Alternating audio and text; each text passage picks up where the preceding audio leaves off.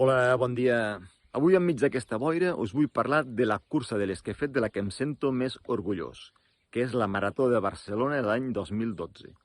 Per fer-ho he pujat fins aquí, com podeu comprovar, al Pantà de l'Arròs, una de les zones humides més boniques que tenim al terme d'Alcarràs. El diumenge tocava tirada llarga i pujava corrent fins aquí dalt pel camí de la Clamor i seguia una mica més amunt. Acumulava uns 85 quilòmetres a la setmana. Tenia un repte molt important, amb un doble objectiu: aconseguir acabar la primera maratona que participava i fer-ho en menys de 3 hores.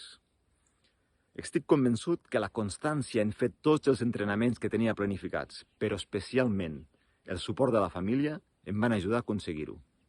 Medalla de finisher. Com podeu comprovar, m'agraden els reptes i aquest maig en tenim un de molt important. Per aconseguir-lo, el treball individual és important, però sobretot, és imprescindible un bon treball en equip. Per tant, tots i totes sou imprescindibles. Ens veiem.